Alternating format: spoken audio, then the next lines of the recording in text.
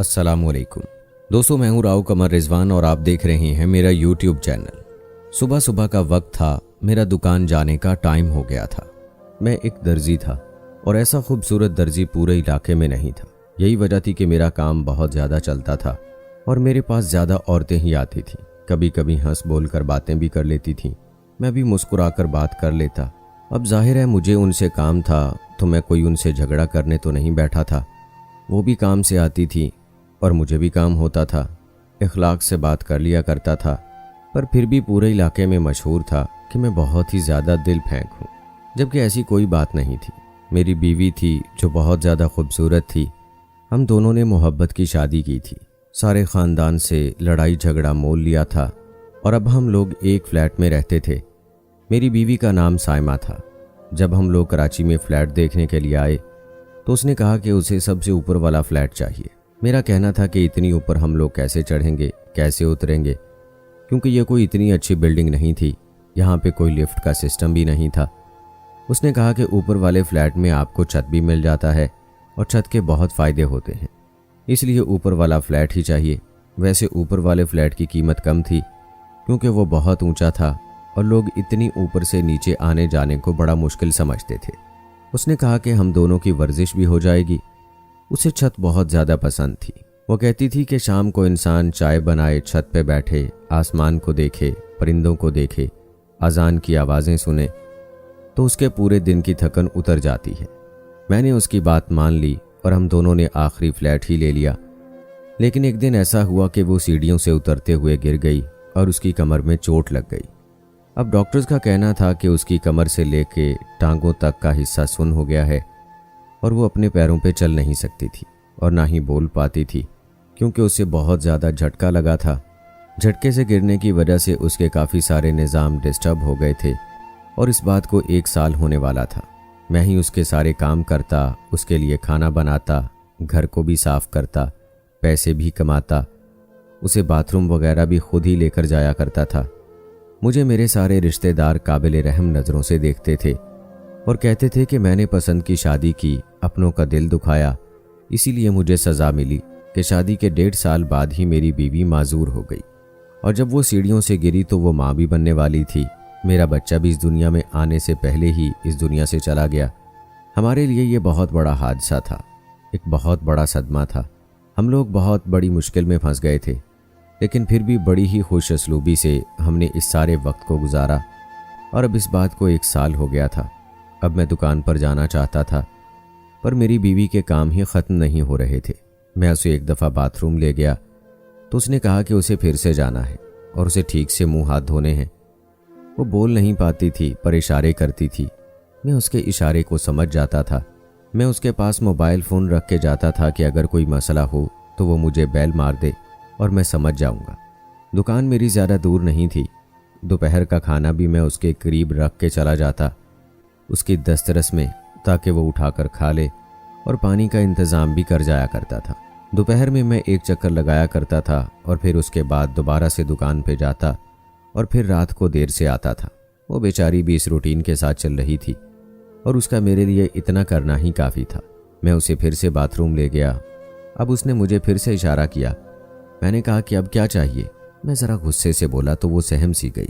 उसके इस इशारे का मतलब था कि वो लिपस्टिक लगाना चाहती थी। उसने होठों पे लिपस्टिक लगाई। मैंने उसे शीशा दिखाया और वो शीशे में देखते हुए लिपस्टिक लगाने लगी। मैंने उसकी तारीफ़ की और मैंने कहा कि बहुत खूबसूरत है मेरी प्यारी बीवी। उसने कहा कि तभी तो आपकी बीवी को नज़र लग गई है। मैंने कहा कि नहीं, सब कुछ ठीक हो जाएगा। मैं एक मर्द था, मेरी बीवी माजूर थी। मैं घर के काम भी करता था, पैसे भी कमाता था, लेकिन फिर भी अल्लाह ने मुझे इतनी हिम्मत दी थी। मैंने अपनी बीवी को कभी ताना नहीं दिया। इस 1 साल में मैंने उसके साथ कभी लड़ाई झगड़ा नहीं किया। मैं उसका इलाज भी करवा रहा था। मेरी ज़िंदगी में सब कुछ ठीक था और अपनी दुकान पर चला गया। फिर मैंने उस लड़की को देखा जो मेरी दुकान पर आई। मैंने उसे पहले नहीं देखा था, शायद वो इस मोहल्ले में नई आई थी। ये लड़की बहुत ही ज़्यादा जवान, जहान, खूबसूरत और दुबली पतली सी थी। उसका नाम किरण था। उसने आते ही कहा कि मेरा नाम किरण है, तुम्हारा नाम क्या है? मैंने कहा कि मुझे तो सब दर्जी गफूर कहते हैं। हाँ, मैं तुम्हारे काम के बारे में ही सुन के आई हूँ। सुना है कि बहुत अच्छे कपड़े सीते हो। मेरे कपड़े सी दोगे? मैंने कहा क्यों नहीं। उसने कहा कि दरअसल एक शादी है ख़ानदान में और मैं शादियों में 4-4 घंटे बाद सूट बदलती हूँ। ये मेरी आदत है क्योंकि मैं सबसे अलग लगना चाहती हूँ, इसलिए मुझे कोई 15-16 सूट सिलवाने हैं। 20 दिन के अंदर क्या तुम सी दोगे? उसने कहा कि तुम क्या ये सब कुछ आसानी से कर लोगी? मैंने कहा कि हाँ, लेकिन अर्जेंट काम के पैसे थोड़े ज़्यादा लगेंगे। उसने कहा कि पैसों की परवाह नहीं करो, जब मैं तुमसे 16 सूट एक साथ सिलवा सकती हूँ तो क्या मेरे पास पैसों की कमी होगी? मैं खुश हो गया कि चलो मुझे एक बड़ा काम मिल गया। वैसे भी काफ़ी अरसे से मुझे शादी का ऑर्डर नहीं मिला था और ये शादी का सीज़न भी नहीं था, लेकिन कुछ लोग बेमौसम शादी का प्रोग्राम रख लेते हैं। खैर मुझे क्या था, मैंने उसे ऑर्डर ले लिया। उसने कहा कि वो कल कपड़े भी ले आएगी और नाप भी। मैंने कहा कि ठीक है। मैंने उसका नाम और ऑर्डर नंबर लिख लिया। मैं अपनी दुकान में ही काम कर रहा था। वो अगले दिन आ गई। उसने मुझे सारे कपड़े दे दिए और समझा दिया कि किस तरह के सीने हैं, पर उसने कहा कि मुझे एक सूट अर्जेंट चाहिए। मैंने कहा कि मैं इस टाइम अपने घर जाता हूँ, मेरी बीवी बिस्तर पर पड़ी है, उसे देखने के लिए जाना होता है। उसने कहा कि अगर तुम ये सूट अभी सी दोगे तो मैं तुम्हें 1000 रुपया एक्स्ट्रा दूंगी। मैं सोचने लगा कि 1000 के लिए अगर मैं 1 घंटा लगा लूँ तो क्या हो जाएगा। वैसे भी मेरी बीवी अपने घर में बैठी है, कोई सड़क पर तो नहीं बैठी। खाना और पानी मैं उसके पास रख के आया हूँ। 1 घंटे से क्या हो जाएगा? 1 घंटा तो इंसान लेट भी हो जाता है। हाँ, ये अलग बात है कि जब से मेरी बीवी की ऐसी हालत थी मैं घर हमेशा टाइम पे ही जाता था, लेकिन मैंने उसका सूट सी दिया। मुझे 1 घंटे से ज़्यादा लग गया।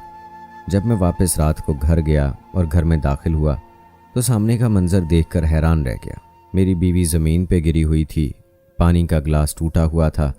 शायद वो पानी पीने के लिए उठने की कोशिश कर रही थी, क्योंकि जो पानी मैंने उसके पास रखा वो बहुत ही कम था। मैंने उसे उठाया, उसका मुंह साफ़ किया। उसको थोड़ी सी चोट भी लग गई थी।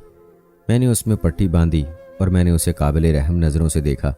मैंने उसके पास फ़ोन तो रखा था, लेकिन फ़ोन की शायद बैटरी ख़त्म हो गई थी, इसलिए वो मुझे फ़ोन भी ना कर पाई। मैंने कहा कि मुझे माफ़ कर दो, मुझे काम था, बहुत ज़रूरी काम था। वो मुझसे इशारे में पूछने लगी कि क्या काम था, तो मैंने कहा कि दुकान का काम नहीं था, बस मेरी एक रिश्तेदार फौत हो गई थी। मैंने उसे झूठ बोल दिया।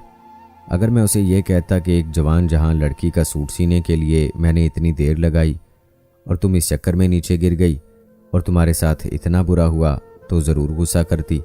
बीवी तो बीवी होती है, बिस्तर पे पड़ी थी तो क्या। आखिर मैं उसको जवाब दे था, इसलिए डर गया और मैंने झूठ बोल दिया। उसने भी मुस्कुराकर सर हिला दिया, जिसका मतलब था कि कोई बात नहीं। मैं सोचने लगा कि मुझे इसके साथ ऐसा नहीं करना चाहिए था। मैंने काम तो कर दिया था, पर अभी उस लड़की ने मुझे पैसे नहीं दिए थे। उसने कहा कि सारे पैसे एक साथ ही दूंगी।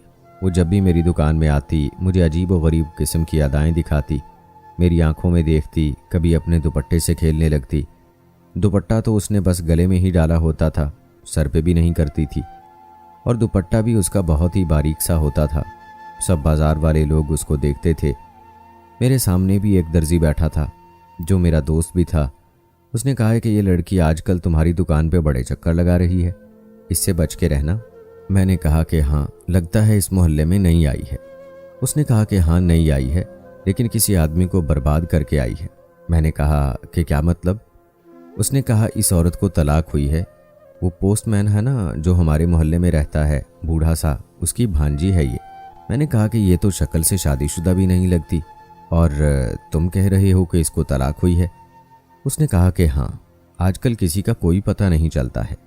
सुना है बड़ा अमीर आदमी था, लेकिन जब उसे इसकी हरकतों के बारे में पता चला तो उसने गैरत में आके इसको तलाक दे दी।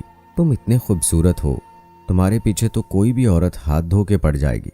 मैंने कहा कि अब कहाँ मैं खूबसूरत रह गया, बस घर के कामों में उलझ गया हूँ। मेरे उस दोस्त ने कहा कि क्या भाभी की हालत अभी भी ऐसी है? मैंने कहा कि हाँ।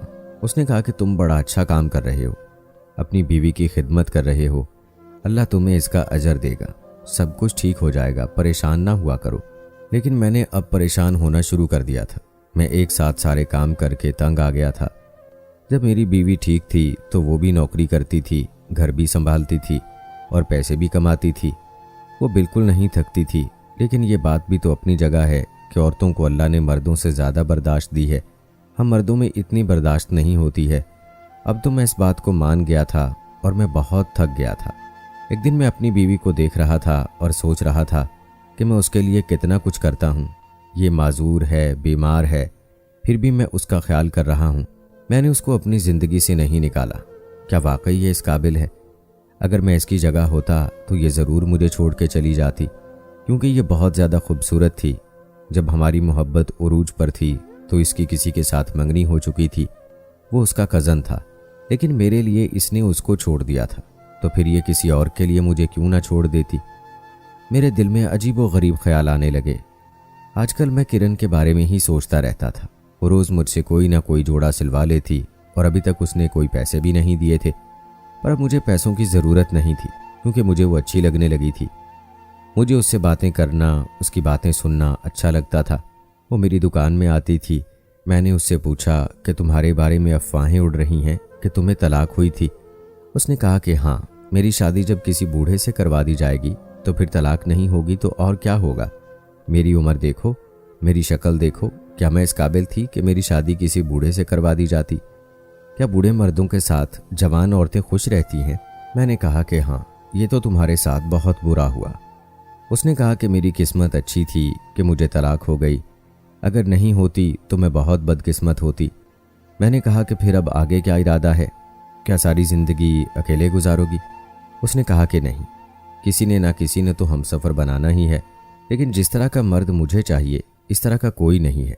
मैंने कहा कि कैसा हो? उसने कहा कि शक्लो सूरत का अच्छा हो, कद काठ का बड़ा हो, मजबूत आदमी हो, सही मर्द लगता हो। मुझे ऐसा क्यों लग रहा था जैसे वो मेरी ही बात कर रही है, यानी जैसे मर्द की उसे तलाश थी मैं बिल्कुल वैसा ही था। उसने मुझ पे डोरे डालने शुरू कर दिए और मैं उन डोरों के अंदर फंसता ही गया। ये भूल गया कि इससे पहले भी मैंने कुछ कच्चे धागों को बांध रखा था। वो कच्चे धागे मेरी मोहब्बत के थे, वो मोहब्बत जो मैं साइमा से करता था। कहते हैं कि मोहब्बत का कच्चा धागा एक ही वक्त में बड़ा कमज़ोर और बड़ा मजबूत होता है। मजबूत इतना कि ज़माने वाले मिलके भी उसे तोड़ने की कोशिश करें तो टूटता नहीं है, लेकिन कमज़ोर इतना होता है कि कभी कभी बदगुमानी की कैंची से फ़ौरन ही कट जाता है। मैं अब घर आता तो मुझे मेरी बीवी पे गुस्सा आता था। मुझे वो बुरी लगने लगी थी। मैं उसकी फरमाइशों से तंग आ गया था। एक दिन एक मोहल्ले वाली औरत आई तो कुछ खाने पीने की चीज़ें लेकर आई थी। मैंने कहा कि आप लोग ऊपर क्यों नहीं आते? उसने कहा कि अब आपकी ऊपर वाली मंजिल पे कौन चढ़े? आपकी बीवी भी तो सीढ़ियों से गिर के ही इस हाल को पहुंच गई। मैंने कहा कि इसके लिए दुआ करें, अल्लाह करे कि वो ठीक हो जाए। उस औरत ने कहा कि ऐसे लोग ठीक नहीं होते। मेरी एक बहन के साथ भी यही हुआ था। 19 साल बिस्तर पर पड़ी रही और उसके बाद? मैंने कहा कि क्या इसके बाद ठीक हो गई? उसने कहा कि नहीं, उसके बाद इस दुनिया से ही चली गई। मैं मज़ीद मायूस हो गया। क्या मैं सारी ज़िंदगी अपनी बीमार बीवी की खिदमत करते हुए गुजार देता? वाकई उसको दूसरा साल शुरू हो चुका था, लेकिन अभी तक बिल्कुल भी ठीक नहीं हुई। डॉक्टर ने भी कोई अच्छी खबर नहीं सुनाई थी। मैं उसे हर महीने डॉक्टर के पास ले जाया करता था। एक दिन मुझे किरण ने एक बड़ी ही अजीब बात कही। उसने कहा कि मैं तुम्हें पसंद करती हूँ, तुमसे शादी करना चाहती हूँ। मैं उसे अपनी बीवी के बारे में तो पहले ही सब कुछ बता चुका था। मैंने उसे अपनी बीवी की तस्वीर भी दिखाई थी। तब उसने कहा था कि वो बहुत खूबसूरत है। उसने कहा कि देखो, तुम्हारी ना तो शक्ल है और ना ही उम्र है ये सब करने की। क्या तुम सारी ज़िंदगी अपनी बीवी की खिदमतें करते रहोगे, उसकी गलाजत साफ करते रहोगे? मेरे साथ चलो, हम दोनों भागकर शादी कर लेते हैं।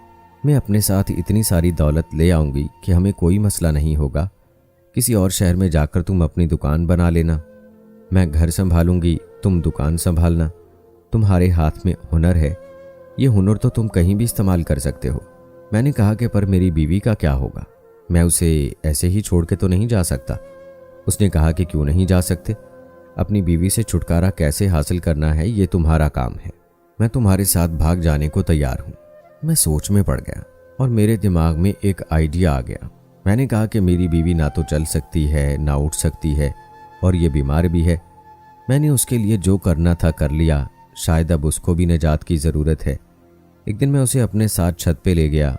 व्हील चेयर के ऊपर बैठाया हुआ था उसको मैंने। वो भी खुश थी कि चलो आज उसे आसमान नज़र आ जाएगा। बड़ी मुश्किल से मैं उसे ऊपर लेकर आया, लेकिन वो ये देखकर हैरान रह गई कि ये कोई शाम का वक्त नहीं था, बल्कि तपती दोपहर थी। वो मुझे कहने लगी कि नीचे ले जाओ, बहुत गर्मी है ऊपर, तो बड़ी तेज़ धूप थी। मैंने कहा कि क्यों? तुम्हें तो छत बड़ी पसंद थी, तुम्हें तो धूप बहुत पसंद थी। तुम आसमान को देखना चाहती थी, अब यहीं पर बैठो और मैं जा रहा हूँ। मैं नीचे नहीं जा रहा हूँ, बल्कि मैं अपनी जिंदगी जीने जा रहा हूँ। मैं तुम्हारी खिदमतें कर करके तंग आ गया हूँ। तुम क्या चाहती हो कि सारी जिंदगी तुम्हारे काम करता रहूं, तुम्हारा गुलाम बना रहूं, तुम्हारा नौकर बन जाऊं? मेरी शक्ल देखो, तुम जैसी एक नहीं 10 औरतें मिल सकती हैं मुझे, तो फिर क्यों मैं अपनी जिंदगी तुम्हारे साथ खराब करूं? मुझे माफ कर देना, जितना मैंने तुम्हारे लिए कर लिया इससे ज्यादा नहीं कर सकता। अगर तुम अपने कदमों पे खड़ी हो जाओगी तो शायद हमारी जिंदगी में सब कुछ ठीक हो जाता, लेकिन तुम्हारी बेहतरी की कोई उम्मीद नहीं है। मेरी डॉक्टर से बात हुई है, मेरी बीवी परेशान होने लगी। मैंने कहा कि तुम यहीं पे पड़ी रहोगी और 3-4 दिन में तुम्हें जिंदगी से निजात मिल जाएगी। जब तक लोगों को पता चलेगा कि तुम उस दुनिया में नहीं रही, तब तक मैं यहाँ से कहीं दूर चला जाऊंगा। एक लड़की है जिससे मैं मोहब्बत करता हूँ, बस उसी के साथ जा रहा हूँ। मैंने व्हील चेयर को लॉक कर दिया। अब वो व्हील चेयर को घुमा भी नहीं सकती थी, वैसे भी उसका एक हाथ काम नहीं करता था। वो अपनी दबी दबी सी आवाज़ में चिल्लाने लगी, मुझे पुकारने लगी, पर मैंने पलट कर नहीं देखा। जैसे ही मैं सीढ़ियों से नीचे उतरने लगा, मेरा पाँव इतनी बुरी तरह फिसला कि मैं सीढ़ियों से नीचे जा गिरा। मुझे अपना पूरा जिस्म महसूस ही नहीं हो रहा था, सिर्फ अपना एक हाथ महसूस हो रहा था और मैं आखिरी सीढ़ी के पास पड़ा हुआ था। मैंने चिल्ला चिल्लाकर बुलाने की कोशिश की, लेकिन कोई मेरी आवाज़ नहीं सुन रहा था। 4-5 घंटे इसी तरह गुजर गए। मैं वहीं पर पड़ा था, बेयारो मददगार था। मेरा फ़ोन भी मेरे पास नहीं था। जब मैंने देखा कि ऊपर वाली सीढ़ी से कोई नीचे आ रहा है, और मैं ये देखकर हैरान रह गया कि वो कोई और नहीं बल्कि मेरी बीवी थी। जब मेरी बीवी की जान पर बनाई और उसे लगा कि वो उस दुनिया से चली जाएगी और यहीं पड़े पड़े उसकी मौत हो जाएगी, तो उसने अपनी आखिरी ताकत को इस्तेमाल किया, जिसको विल पावर कहते हैं, और वो अपने कदमों पे खड़ी हो गई। वो खुद चलकर नीचे आ रही थी, लड़खड़ाते कदमों के साथ अपनी जान बचाने के लिए। लेकिन जब उसने देखा कि मैं भी सीढ़ी से नीचे ही पड़ा हुआ हूँ और मेरी हालत बहुत बुरी है, तो फौरन मेरी तरफ बढ़ी, मुझे उठाने की कोशिश करने लगी। उसे समझ आ गया कि मेरे साथ क्या हुआ है। मेरे साथ मकाफाते अमल हो गया था। जो मैं उसके साथ करना चाहता था वो मेरे साथ हो गया था। वो मेरी हालत पे आ गई थी और मैं उसकी हालत पे चला गया था। उसने मुझे शिकायत भरी नज़रों से देखा, जैसे वो मुझे कभी माफ़ नहीं करेगी, और माफ़ करती भी क्यों? मैं उसकी जान लेने वाला था। वो वहाँ से चली गई। मैं उसे बुलाता रहा, चिल्लाता रहा, सायमा सायमा, मेरी मदद करो, मेरी मदद करो, लेकिन वो वहाँ से ऐसे गई कि जैसे पलटकर नहीं देखेगी। और थोड़ी देर के बाद एम्बुलेंस वाले आ गए। शायद सायमा ने ही उनको फ़ोन किया था। वो मेरी जितनी बेरहम नहीं थी। वो चाहती तो मुझे वहाँ छोड़कर हमेशा के लिए जा सकती थी, लेकिन उसने उन लोगों को बुलाया था। वो लोग मुझे डॉक्टर के पास ले गए। डॉक्टर ने यही कहा कि मेरा आधा जिस्म सुन्न हो गया है और एक बाजू भी, यानी अब ना तो मैं काम कर सकता था और ना ही उठकर चल सकता था। सायमा ने मेरा ख्याल रखना शुरू कर दिया, जैसे मैं उसका ख्याल रखता था। वो मुझसे कोई बात नहीं करती थी। मैं उससे माफ़ी मांगता रहता था, पर वो बोलती नहीं थी, और वो दिन रात मेरा ख्याल करती थी। वो फिर से नौकरी भी करने लगी, और मैं आज भी हैरान हूँ कि कैसे एक ही पल में हम दोनों की ज़िंदगी एक दूसरे के साथ पलट गई। मैंने मोहब्बत करने वाली बीवी को खो दिया, और वो एक अच्छी इंसान थी जिसने अभी भी मुझे मेरे हाल पे नहीं छोड़ा। मैं बस दिन रात उससे माफ़ी ही मांग सकता हूँ, लेकिन शायद वो मुझे कभी माफ़ नहीं करेगी। मैंने उसके साथ सिर्फ बेवफाई नहीं की थी, मैं तो उसकी जान लेना चाहता था। आप सब लोग भी मेरे लिए दुआ करें, मेरे साथ कोई भलाई का मामला हो जाए। मैं अपने किए पर बहुत शर्मिंदा हूँ, और ये आपको पैगाम दूंगा कि कभी भी किसी भी हाल में अपने हमसफ़र का साथ ना छोड़ें। कैसी लगी आज की कहानी कमेंट बॉक्स में ज़रूर बताएं। मिलते हैं अगली वीडियो में, तब तक के लिए मुझे इजाज़त दें। अल्लाह हाफिज़।